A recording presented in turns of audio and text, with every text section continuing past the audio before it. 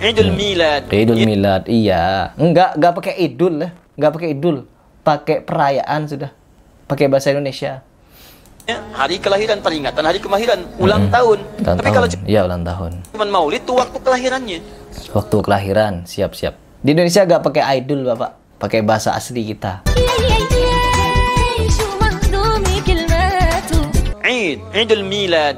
Ya, hari kelahiran, peringatan hari kelahiran, peringatan hari kelahiran, ulang tahun. Saya menentang Maulid Nabi, berarti Anda menentang kelahiran Nabi sallallahu alaihi wasallam. Oh, nggak ngaji ini. Celeng berarti Wahabi mereka. Wahabi mereka. Beberapa hari ini Heri Plus telah membahas tentang bid'ahnya Maulid Nabi dan beberapa perkara atau acara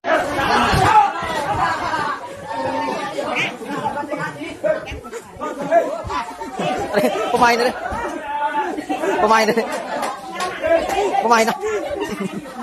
Asis tulis yang dilakukan oleh orang-orang Islam di Indonesia, terkhusus di dalam merayakan Maulid Nabi dengan beragam kemungkaran, arak-arakan son, arak-arakan patung, arak-arakan banci, laki-laki berpakaian wanita dan lain sebagainya. Na'udzubillah min dzalik. Betapa banyak kerusakan di Indonesia ini yang dianggap sebagai ritual keagamaan. Dan di sini saya ingin fokus kepada pernyataan Ustadz Adi Hidayat, yang dimana Ustadz Adi Hidayat pernah membahas tentang Maulid Nabi, ya. Beliau memberikan statement yang menurut saya hanya permainan kata-kata saja, permainan retorika, bukan menjelaskan apa itu Maulid Nabi dan bagaimana hukum perayaannya dan bagaimana hukum ritual-ritual yang dilakukan oleh umat muslim pada umumnya di Indonesia. Pada umumnya, ya, yang dimana kan mereka memang dari dulu sudah seolah-olah apa yang dilakukan mereka itu sebagian dari syariat, Maulid Nabi, haul, terus tahlilan dan berbagai macam amalia bid'ah lainnya. Saya di sini menyatakan seperti itu karena saya dulu pelaku, teman-teman, ya. Saya dulu orang NU. Amalia-amalia ini adalah kebiasaan saya rutinan, dan hal ini sudah menjadi ya sesuatu yang perlu kita lakukan dan wajib. Ketika 12 Rabiul Awal kita meyakini bahwa tanggal itu adalah kelahiran Nabi Muhammad SAW. Sedangkan kalau kita menelisik lagi sejarah, dengan detail dalam kitab-kitab Sirah Nabawiyah, bahwa ada perselisihan pendapat di antara para ulama antara tanggal 10, tanggal 9, tanggal 8 dan lain sebagainya. Bahkan ada yang mengatakan tanggal 12 Rabiul Awal. Sedangkan kalau kita lebih dalam lagi menelisik, Ibnu Utsaimin menyatakan, teman-teman, bahwa tanggal yang tepat lahirnya Nabi Muhammad SAW adalah 9 Rabiul Awal tahun 53 sebelum Hijriah. Di sini kita harus mengkaji ulang, teman-teman, yang dimana di Indonesia ini dirayakannya tanggal 12 Rabiul Awal itu sebagai ulang tahunnya Nabi Muhammad. Sampai-sampai ada yang menyatakan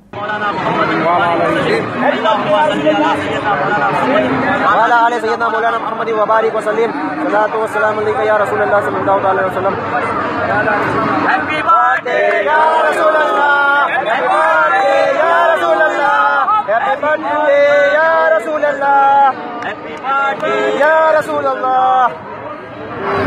Oh, nggak ngaji ini. Celeng berarti Wahabi mereka. Wahabi mereka.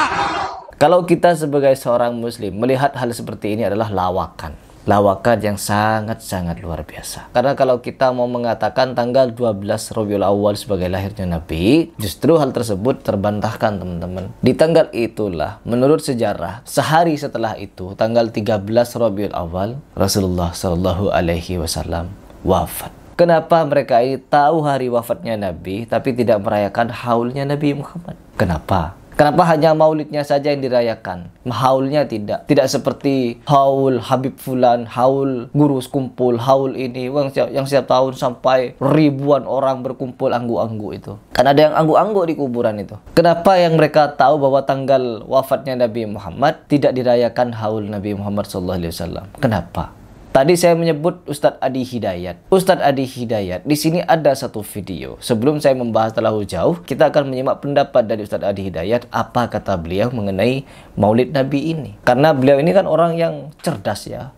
Pandai di dalam mengolah retorika, bermain retorika. Sedangkan kita sendiri, kalau yang awam-awam saja tidak menelaah dengan baik dan benar, tidak menelaah dengan teliti, kita bisa tergerus teman-teman. Tergerus dengan permainan kata-kata beliau. Seperti halnya video beliau yang dulu tuh yang pernah saya bahas, ketika pernyataan beliau, Anda itu bid'ah dari kepala sampai kaki. Karena apa? Di zaman Nabi tidak ada orang yang zakat pakai beras. Jadi beras dan gandum dijadikan analogi oleh Ustaz Adi Hidayat untuk membenarkan amalia bid'ah. Di zaman Nabi zakat pakai gandum. Di zaman ente tidak ada gandum, pakai beras, pakai ini, pakai itu katanya, pakai uang. Sehingga apa yang kita lakukan itu bid'ah. Di dalam konteks zakat teman-teman, setelah saya mengkaji dan bertanya-tanya kepada asatid, zakat itu tidak diharuskan gandum kata Nabi. Seandainya Nabi Muhammad SAW mewajibkan gandum untuk berzakat, maka pastilah orang-orang di Indonesia, dimanapun, di belahan dunia manapun, akan berusaha untuk mendapatkan gandum tersebut.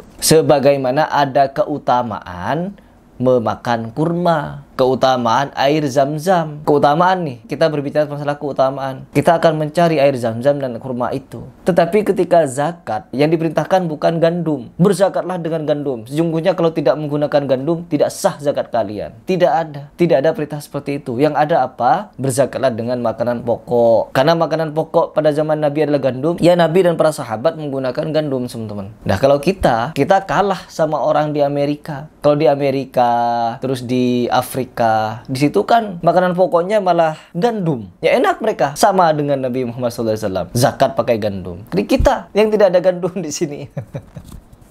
Ya Allah. Jadi di sini kita kembali lagi kepada pembahasan bahwa ada satu video yang dimana ingin saya bahas mengenai Ustaz Adi Hidayat yang menyatakan tentang perayaan Maulid. Barang siapa yang mengingkari Maulid, maka dia memusuhi Nabi atau bagaimana itu. Coba kita simak videonya agar kalian sama-sama paham. Dan di sini saya akan memberikan tanggapan dan pertanyaan. Semoga Ustaz Adi dan kalian bisa menjawabnya. Begitu. Langsung video. Maulid itu ulang tahun, bukan ulang tahun Maulid itu. Bukan ulang tahun, bukan peringatan ulang tahun Maulid itu. Ingat. Oke. Maulid itu bukan peringatan ulang tahun. Kalau ulang tahun itu kan setiap tahun kita ulang-ulang peringatannya. Sedangkan jelas ketika kita melihat banner-banner ya di acara Maulid Nabi itu, peringatan Maulid Nabi Muhammad SAW.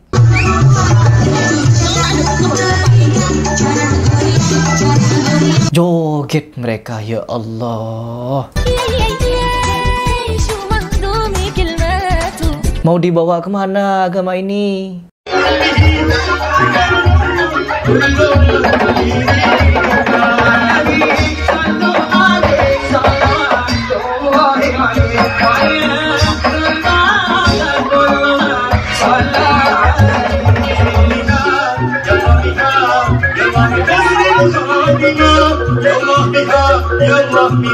Oh, nggak ngaji ini. Celeng berarti Wahabi mereka. Wahabi mereka. SAW, SAW, ya, SAW. Ya, peringatan Nabi Muhammad SAW, SAW. Kan mereka nulisnya begitu kalau Sallallahu Alaihi Wasallam disingkat SAW begitu. Itu namanya peringatan, Bapak. Ya, peringatan tahunan. Ya, memperingati ulang tahun. Kalau tidak mau memperingati ulang tahun, ulang hari saja. Ya, setiap hari Senin kita puasa. Setiap hari Senin kita contoh Nabi di dalam memperingati hari kelahirannya, yaitu dengan puasa Senin dan Kamis.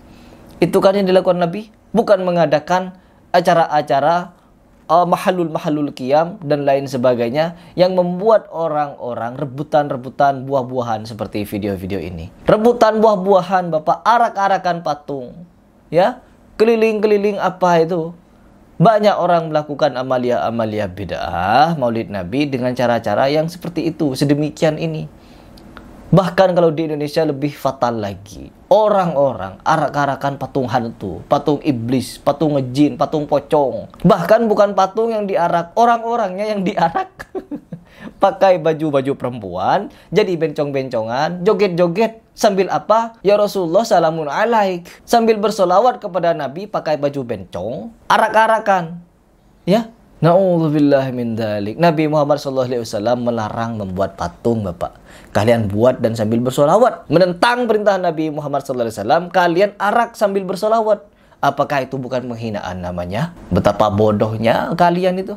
Terus yang kedua, Menggunakan baju-baju perempuan. Menggunakan baju-baju perempuan, laki-laki berkumis-kumis, sudah tua dia. Pakai baju perempuan sambil apa? Sambil sholawatan dengan Nabi. Katanya apa? Merayakan maulid Nabi. Perayaan tahunan Bapak. Perayaan ulang tahun Bapak Adi Hidayat. Apa namanya itu kalau bukan perayaan ulang tahun? Bebas kalau kalian mau menganggap itu bukan perayaan. Terus yang ketiga, jejogetan Bapak. Jejogetan. Dibikin pentas, panggung, mereka joget-joget di situ. Semua lagu yang bahasa Arab mereka jadikan bahan jogetan. Katanya itu lagu Islami, sholawat, joget.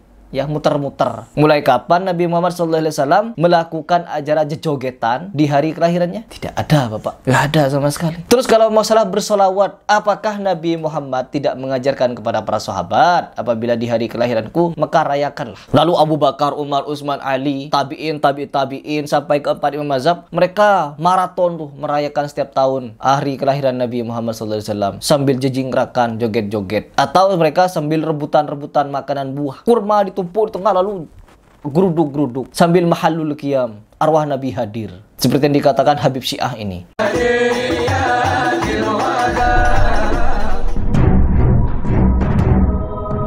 Ada satu majelis gak percaya, masa Nabi hadir beneran? Gak percaya, bikin majelis di tengah-tengahnya ditutup dikasih pasir. Kemudian setelah dibacakan maulid dibuka, ternyata pasirnya banyak injikan kaki, dan itu injikan kaki dari Rasul Shallallahu Alaihi Wasallam bersama keluarganya, sahabatnya, dan orang-orang saleh.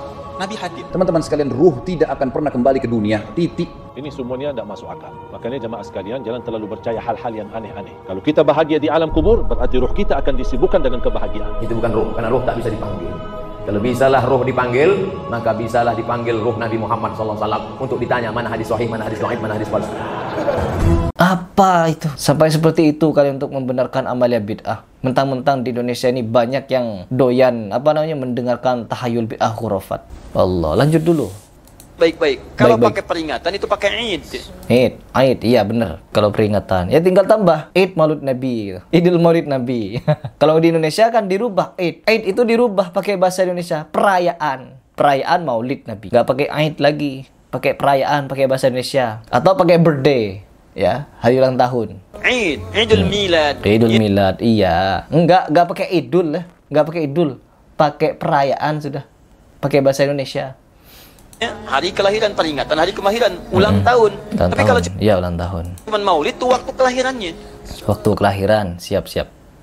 Awas, hati-hati ya, hati-hati dalam memahami sesuatu. Kita mesti detail dan jeli dalam memahaminya. Oke. Jadi kalau disebutkan maulid itu waktu kelahirannya. Kalau disebutkan Maulid hari kelahirannya. maulud itu artinya bayi yang lahirnya. Oke, siap-siap. Saya juga sudah bertanya-tanya kepada asatid masalah maulid dan maulud ini ya. Tapi kalau di Indonesia kan, meskipun tidak diberikan idol, tapi dikasih apa? Perayaan. Ya Allah, ya Allah. Kalau kita mau bermain retorika seperti ini, akan terjebak dengan kata-katanya sendiri. Di Indonesia gak pakai idol, Bapak. Pakai bahasa asli kita. Bayinya yang dilahirkan. Siap. Nabinya, kalau dalam konteks Nabi. Jadi kalau disandingkan dengan kalimat maulidun Nabi, artinya waktu lahirnya Nabi. Ya, waktu lahirnya Nabi, betul. Kalau maulud Nabi itu artinya nabinya, nabi yang dilahirkan. Oke, siap. Jelas? Nah, sekarang apa hukumnya maulid? Apa hukumnya maulid Nabi? Maulid Nabi nggak ada hukumnya. Ya, kalau kata Muhammadiyah memang betul ya. Maulid Nabi itu tidak ada hukumnya, boleh-boleh saja. Asalkan di dalam Maulid Nabi itu tidak diisi dengan ritual-ritual. Ya, mahallul qiyam, pembacaan sholawat ini harus begini, harus bawa buah, harus bawa makanan. Ritualnya ketika mahallul qiyam berdiri, ada bacaan ini, ada doa itu. Itu kan semua tidak ada ajarannya dari Nabi, tapi diamalkan oleh kalian. Itu yang bermasalah, Bapak. Terus rebutan-rebutan makanan, arak-arakan patung, arak-arakan banci, itu kan tidak ada ajarannya dari Nabi Muhammad. Kenapa dilakukan di Indonesia? Menjadi kebanggaan bagi mereka. Terus yang menjadi pertanyaan, ritual-ritualnya itu loh.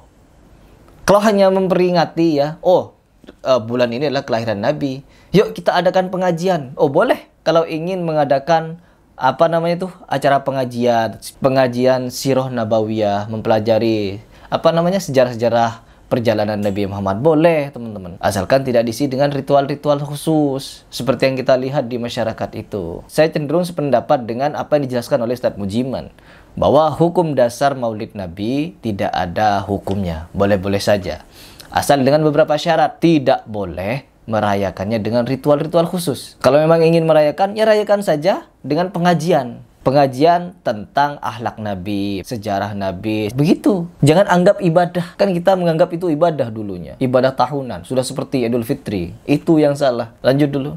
Karena waktu lahirnya Nabi, bagaimana kita bisa melekatkan hukum pada waktu lahirnya Nabi? Iya. Karena diisi ibadah, Bapak. Ya diisi ibadah yang tidak ada tuntunannya dari Nabi, dibuat-buat sendiri. Dan diberikan keyakinan bahwa Nabi Muhammad hadir di situ beserta para sahabat. Ada bekas injekan kaki di situ. Bahkan Nabi Muhammad SAW bisa dilihat secara yaqodzah ketika dibacakan Maulid Simtuduror sama Halimah Al-Aidrus, dinyatakan Nabi Muhammad hadir, dilihat sama siapa? Orang-orang kafir. Dilihat orang kafir Cina katanya. Ya Allah, ya Allah. Kok bisa orang kafir Cina melihat Nabi Muhammad SAW? Sedangkan kata mereka sendiri, tidak sembarang orang bisa melihat. Waduh, berarti gak sembarangan itu orang kafir. Itu siapa namanya tuh? Hani Yahya Assegaf tuh kan yang bilang, kalau Nabi Yahya bisa datang, Nabi Ilyas datang, Nabi Khidir datang, Nabi Muhammad, Syekh Abdul Qadir Al-Jalani, semuanya datang ke Cilongo. Datang ke Cilongo, perayaan haul, datang teman-teman arwahnya, gentayangan ke sana. Hanya orang tertentu yang bisa melihat. Berarti orang kafir Cina itu bukan orang sembarangan, ya. Ya Allah. Sedangkan yang mengamalkan tidak melihat katanya. Ngeri. Itu loh. Takhayul, bid'ah, khurafat. Ini 3 serangkai ini ya. Aduh ya Allah. Gak tahu sudah mau bilang apa. Lanjut dulu.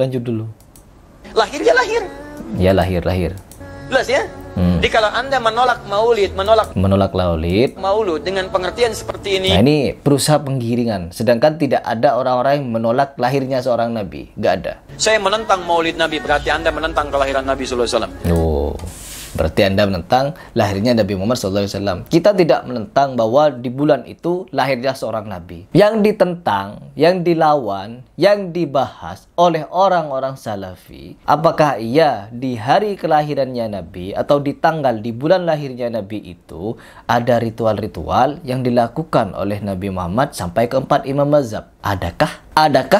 Gak ada teman-teman. Kalau ada orang yang beralibi untuk membenarkan hari maulid Nabi ini dengan alibi apa? Untuk mengadakan acara tahunan, acara-acara kumpul-kumpul. No, Islam sudah ada hari kumpul-kumpulnya. Idul Fitri, jutaan umat, baik yang preman, baik yang awam, baik yang biasa-biasa saja, baik yang semua umat Islam terkadang datang ke masjid hanya untuk sholat Idul Fitri. Dan boleh di situ ketika Idul Fitri untuk menyampaikan ceramah sepuas-puasnya. Boleh. Ya, isi itu kan ada sesi ceramah itu di situ. Terus tidak berselang lama dari situ, 3 bulan kemudian ada Idul Adha, kumpul lagi orang, kumpul tahunan. Kalau tidak mau kumpul tahunan, kumpul Jumatan. Ya, ada Jumatan, ada Idul Fitri, ada Idul Adha.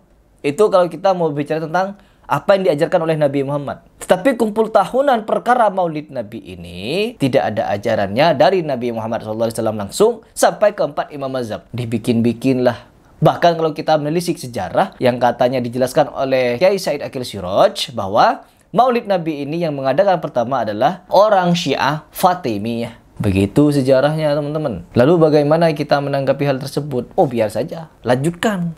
Ya Allah, ya Allah. Kalau kita menentang hari maulid katanya, maulid Nabi sama menentang lahirnya Nabi. Mulai kapan?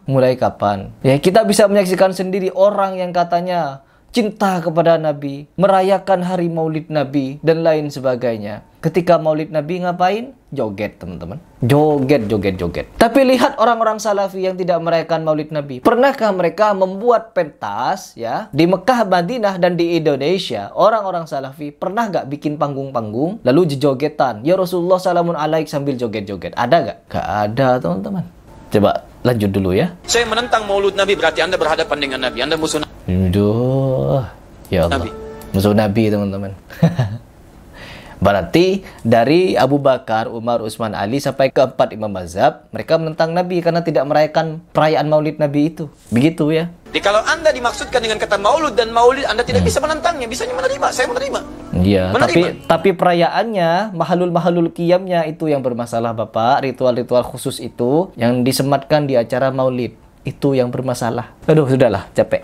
Di sini kita bisa mendapatkan poin teman-teman dari apa yang disampaikan oleh Ustadz Adi Hidayat, bahwa beliau berusaha untuk bermain retorika agar apa? Agar perayaan Maulid Nabi itu diterima di kalangan masyarakat dan dirayakan setiap tahunnya. Dan kita bisa menyaksikan ketika perayaan Maulid Nabi ada beberapa hal kemungkaran di situ. Kemungkaran yang sudah saya bahas dari kemarin. Ya, kalau perayaan Maulid Nabi yang ada di dalam masjid, kajian sirah nabawiyah, kajian akhlak Nabi, kajian sejarah Nabi memperjuangkan Islam, ya boleh-boleh saja. Karena apa? Meskipun ada juga pendapat yang tidak boleh mengkhususkan hari, kecuali yang telah dikhususkan baik oleh Allah dan Rasulnya. Begitu. Jadi mengkhususkan hari ini ya tidak diperkenankan. Kalau memang mau mengkhususkan hari atau bulan ya teman-teman, kita bisa mencontoh Nabi saja, bahwa Nabi Muhammad di dalam memperingati hari kelahirannya dengan apa? Dengan berpuasa di hari Senin. Begitu.